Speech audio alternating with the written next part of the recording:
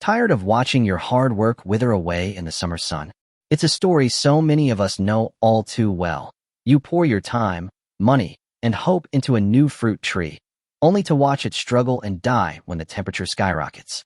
In this video, we're pulling back the curtain on 9 incredibly resilient fruiting plants that thrive in hot climates, including one forgotten fruit that was a secret weapon for early American settlers. Number 1. Fig. First on our list is a classic for a reason, the fig. If you want one of the toughest, easiest fruit plants for a hot climate, figs are hard to beat. They come close to the definition of a plant-it-and-forget-it fruit for warm climates, but their rewards are anything but forgettable. Figs are champions of hot, sunny conditions. They have extensive root systems that, once established, make them incredibly drought-tolerant. Their large, lobed leaves are surprisingly good at managing heat, and the plant itself seems to almost relish the full sun that makes other plants wilt. Some varieties are so productive in desert climates they can yield multiple crops a year. A popular type is the black mission fig, which has a particular reputation for doing well in the heat. It's a staple because it's not only tough, but also incredibly productive, with a rich, sweet flavor. Other great choices for heat include brown turkey, Celeste, and Chicago hardy. The real magic of the fig, beyond its toughness, is its longevity. A well-cared-for fig tree can produce fruit for 50 to 70 years, and some have been documented to live for over 200 years, becoming a living landmark in your garden. They're also one of the faster producers on our list, often giving you a taste of their sweet, jammy fruit within just a couple of years of planting. Many fig varieties can even produce 2 crops a year, an early breba crop on old wood and a larger main crop on new growth. Now for the insider tip. While figs are tough, good drainage is everything. They hate having wet feet, especially when the soil is hot. If you've got heavy clay, think about planting your fig in a raised bed or a large container to guarantee that water drains away freely. Speaking of containers, figs do incredibly well in pots. Varieties like the Violette de Bordeaux are naturally smaller and perfect for container growing, letting you have delicious figs even on a patio or balcony. And when you prune, do it in the late winter to keep an open shape. This allows for good air circulation, which is key for preventing disease in hot, humid weather and helps ripen the fruit evenly. Number 2. Loquat. Next up is the loquat, a plant that brings a tropical vibe to your garden and feeds you at the same time. This gorgeous evergreen is often planted just for its looks, but to overlook its fruit is a huge mistake. It's one of the most reliable and low-maintenance fruit trees for warm climates. The loquat's secret weapon is its toughness. As an evergreen, its big, leathery leaves provide year-round beauty and shade the plant's own root zone. It's incredibly adaptable, thriving in everything from full sun to part shade. Once it's established after a couple of years, it becomes remarkably drought-tolerant, though a little water during long dry spells will give you a much better harvest. What's really special is its lifespan. In the right conditions, a loquat tree can live and produce fruit for many decades, making it a true generational plant. But here's what makes the loquat a real standout for any gardener. It's harvest time. Unlike most fruit trees that ripen in summer, loquats bloom in the fall and winter, producing their sweet, tangy, apricot-like fruit from late winter into early spring. This gives you a delicious harvest when almost nothing else is available, a welcome burst of freshness to close out the winter. For your insider tip, think about selection and placement. While most loquats are self-fertile, planting 2 different cultivars will seriously improve both the amount and quality of your fruit. And while the tree itself is hardy down to about 10 degrees Fahrenheit or minus 12 degrees Celsius, the delicate flowers and young fruit can be damaged by temperatures below 27 degrees Fahrenheit or minus 3 degrees Celsius. If you live at the colder end of its growing range, that is, USDA Zone 8, planting your loquat in a spot that's sheltered from the harshest winter winds can be the difference between a tree that just survives and one that truly thrives. In the hottest desert areas, a spot with afternoon shade can help prevent leaf scorch on those brutal summer days. Number 3. Elderberry. Coming in at number 3 is a plant that's a true powerhouse of productivity, the elderberry. This is a fantastic shrub if you want fast growth, useful harvests, and a plant that does more than just sit there looking pretty. Elderberry is seeing a huge comeback in popularity, and for good reason. It's fast-growing, adaptable, and gives you a harvest you can use in dozens of ways. While not as drought-proof as a fig, elderberries are surprisingly tolerant of heat, especially if they have consistent moisture. They thrive in full sun, which fuels their speedy growth and gives you the best fruit production, but they'll also handle partial shade, particularly in climates with a punishing afternoon sun. Elderberries are perfect for the impatient gardener. You can go from a small plant to a harvest-ready shrub in just a couple of years.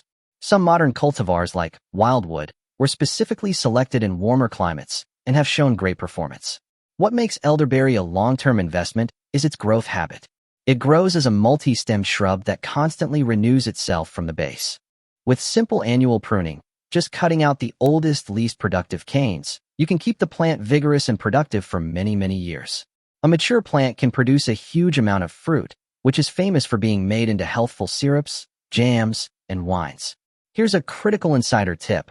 Raw elderberries, along with the leaves and stems, contain compounds that can cause an upset stomach. Always cook elderberries before you eat them. The heating process neutralizes these compounds, making the berries both safe and delicious. For the best pollination and the biggest berry clusters, it's highly recommended to plant at least 2 different cultivars near each other. And if you really want to maximize your harvest, don't be afraid to prune aggressively. Many commercial growers cut the entire plant down to the ground every 2 to 3 years. This forces a flush of new, highly productive canes and keeps the shrub at a manageable size. Next up, a plant you may not have heard of, but one you absolutely should know. Number 4. Gummy berry. The gummy berry is one of those quiet winners. Useful, tough, and way more productive than most people realize. It's a smart choice for any gardener who wants their plants to do more than just make fruit. Gummy berry, a member of the Elaeagnus family, is an incredibly resilient medium-sized shrub. It handles heat well, tolerates a wide range of soils, and once it's established, it can handle periods of drought. It's a hardy and adaptable plant that doesn't ask for much attention, yet it reliably produces a heavy crop of bright red, jewel-like berries each year. The flavor is a unique mix of sweet and tart, often compared to a tart cherry or a ripe currant. But here is the truly surprising fact. The secret superpower of the gummy berry. It's a nitrogen-fixing plant. Its root system forms a symbiotic relationship with special bacteria that pull nitrogen right out of the air and convert it into plant-usable fertilizer. This means the gummy berry is literally making its own fertilizer, and not just for itself. The excess nitrogen enriches the soil around it, benefiting neighboring fruit trees and other plants. This makes it a key player in a permaculture or food forest setting, where plants work together to create a self-sustaining ecosystem. For your insider tip, think of gummy as a team player. While it can produce fruit on its own, planting more than one shrub often leads to much better pollination and a heavier crop. Also, a quick heads up, some other members of the Elaeagnus family, like autumn olive and Russian olive, are considered invasive in parts of the US, so it's always a good idea to check local resources before planting. Because gummy is a nitrogen fixer, don't go crazy with high nitrogen fertilizers. You'll just get a lot of leaves and not much fruit. Instead, use it strategically. Plant it near a heavy-feeding fruit tree, like an apple or a pear. You can even chop and drop its prunings, using the nitrogen-rich leaves and stems as a natural mulch to feed the soil and the plants around it. It's a fruit bush that literally feeds itself and its friends. Number 5. Mayhaw. If you live in the South and want a heat-tough fruit with some real heritage, the mayhaw is worth a look.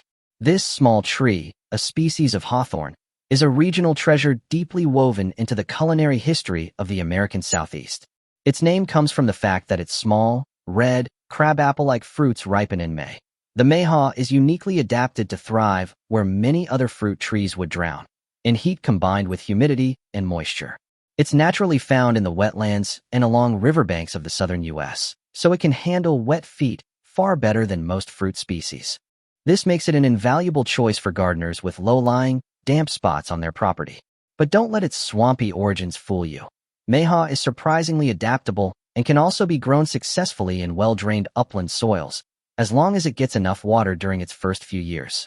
It's a resilient, long-lived tree that, once settled, will reward you for decades. The real story of mayhaw is what you do with it. While the fruit can be eaten fresh, it's pretty tart and astringent. Its true purpose, the reason it's so beloved, is for making what many people consider the most exquisite jelly in the world. Mayhaw jelly has a beautiful pinkish-orange color and a complex, tart flavor that is simply unforgettable. It's a taste of Southern tradition in a jar. Here's the insider tip for growing mayhaw. While wild mayhaws often grow in partial shade under bigger trees, For the best fruit production in your garden, give them full sun. More sun means more flowers and more fruit. Also, be patient. It can take a few years for a young tree to mature and start producing a good yield. For those just starting out, it's a good idea to remove any flowers that form in the very first year. This directs the tree's energy into building a strong root system, setting it up for a long and productive life of jelly making for decades to come. If you want a native fruit tree that can take the heat and you have a little patience, try our next plant. Number 6. American persimmon. This isn't the persimmon you usually see at the grocery store. This is its tougher, more flavorful North American cousin, Diospyros virginiana. The American persimmon is the definition of a survivor. It's exceptionally tough and hardy across a huge range of climates, from USDA Zone 4 all the way to Zone 9. It is incredibly resilient to summer heat, and once its deep taproot is established, it becomes highly drought-tolerant. It's not picky about soil either, growing in everything from sand to heavy clay. This is a tree you plant for the future. A healthy tree can live and produce for 50 years or even longer. The fruit itself is a revelation, but it comes with one very important rule. You can only eat it when it's fully, completely, mushy soft ripe. An unripe American persimmon is packed with tannins that will pucker your mouth in a way you'll never forget. But when it's ripe, often after the first fall frosts, the fruit is transformed into a luscious, sweet, custardy pudding with notes of apricot and caramel. For centuries, Native Americans and early settlers relied on this fruit as a vital source of nutrition in the late autumn. Here are the crucial insider tips for American persimmons. First, pollination. While persimmons are typically male or female, meaning you'd need both for fruit. However, most named varieties sold today are parthenocarpic, which is a fancy way of saying they can produce seedless fruit without a male tree nearby. So for small yards, a self-fertile cultivar like Meter is a great choice. Second, harvesting. Don't pick the fruit from the tree when it's hard. The best way to know it's ready is to wait for it to fall to the ground. You can give the branches a gentle shake to encourage the ripest ones to drop. This is a tree that teaches patience, but the sweet reward is more than worth the wait. Number 7. Passion fruit. If you want fast growth, harvests that go vertical, and an instant tropical paradise feel, this is the one for you. While technically a vine and not a bush, passion fruit is often managed like one in the garden and is so perfectly suited to hot climates that it absolutely earned its spot on this list. Passion fruit vines live for heat and sun. They are incredibly vigorous growers, capable of covering a trellis, fence, or arbor in a single season, giving you not just fruit, but also lush, green shade. A healthy vine will start producing its unique, fragrant fruit in as little as 6 to 18 months, making it one of the fastest producers here. The payoff is a steady supply of fruit with an intoxicating tropical flavor that is both sweet and tart, perfect for drinks, desserts, or just scooping out with a spoon. Now, you might have heard that passion fruit vines are short-lived. Commercially, they're often replaced every 3 to 4 years. But in a home garden with good care, a single vine can stay productive for 5 to 7 years, sometimes even longer. The key to this longevity is understanding what it wants. Unlike a fig or persimmon, passion fruit isn't terribly drought-tolerant. It needs consistent moisture, especially when flowering and fruiting, to stay healthy and productive. It also needs rich, well-drained soil and a strong structure to climb on. This brings us to the insider tip for having passion fruit for decades: propagation. The secret to a never-ending supply isn't making one vine live forever. It's making its legacy live forever. Passion fruit is incredibly easy to grow from cuttings. Once your main vine is a couple of years old and has proven itself to be a strong, healthy producer of delicious fruit, you can simply take cuttings, root them in water or potting mix, and plant them out. By starting a new vine every 3 years or so from cuttings of your best plant, you create a continuous cycle of production. You're essentially cloning your most successful vine, ensuring you have genetically identical, high-quality fruit for as long as you want it. Number 8. Pomegranate. If there's one fruit that basically laughs in the face of summer heat, it's the pomegranate. This ancient plant is practically synonymous with hot, sun-drenched landscapes. This is a plant that doesn't just tolerate heat, it needs it to produce the best fruit. Pomegranates are extremely heat-tolerant, performing their best during long, hot summers. They are native to semi-arid regions, which makes them naturally drought-tolerant once they're established. They grow as a bushy, multi-stemmed shrub, which is their natural form, but can also be trained into a small tree. Their resilience is legendary. While their peak productivity might slow down after about 15 years, the plants themselves are incredibly long-lived. There are records of specimens in Europe that are over 200 years old, and the plant can continually regenerate itself by sending up new suckers from the base. Beyond their toughness, pomegranates are famous for their brilliant, jewel-like arils, packed with a sweet tart juice that is both refreshing and nutritious. The bright, orange-red flowers are also incredibly ornamental, attracting bees and hummingbirds to the garden. Growing your own pomegranates gives you a taste of a fruit that has been cultivated and cherished for thousands of years. Here's the insider tip. It's all about sun and water management. For the sweetest, most flavorful fruit, plant your pomegranate in the absolute sunniest spot you have. And while they are drought-tolerant, consistent watering is crucial for good fruit production and to prevent the fruit from splitting open on the branch. A deep watering every 7 to 10 days during the hot, dry growing season is a good rule of thumb. And don't worry about pollination. Pomegranates are self-fruitful, so you only need one plant to get a bountiful harvest. And speaking of plants with a long history, stick around for our final reveal. This one has a special place in early American history, but it needs a bit more strategy if you're growing in serious heat. Number 9, pawpaw. And now for the one you've been waiting for. The surprising fruit that early American settlers swore by. The pawpaw has a story, a fruit with deep American roots, a one-of-a-kind flavor, and a little bit of mystery. It is the largest native tree fruit in North America, and it tastes like nothing else you can grow. The flavor of a ripe pawpaw is absolutely incredible. It's often described as a custardy mix of banana, mango, and pineapple. The texture is rich and creamy, like pudding.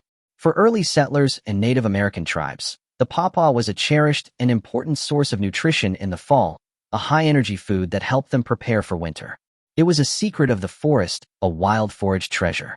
So, can this temperate forest native really handle the heat? The answer is hell yes, but with a strategy.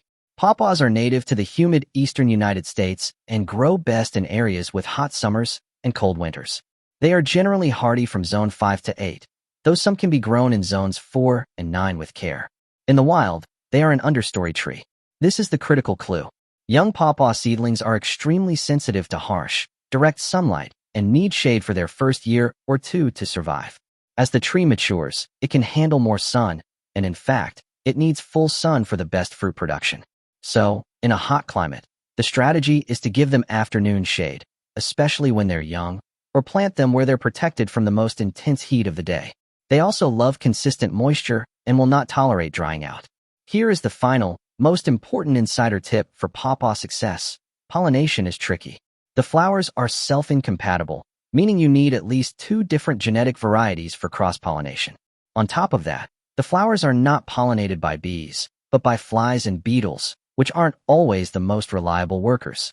To guarantee a good fruit set, many dedicated pawpaw growers hand-pollinate, using a small, soft brush to transfer pollen from a flower on one tree to a flower on another. It's a little extra work, but for a taste of this unique, historic, and truly American fruit, it is a labor of love that pays delicious dividends. So there you have it, 9 incredible fruiting plants that won't just survive the heat, but will thrive in it for decades to come. Now we want to hear from you. What heat-tolerant fruits are you already growing? Or which one of these 9 are you most excited to try? And if you found this helpful and you're ready to start planting for your future, do us a favor and hit that subscribe button so you don't miss our next video.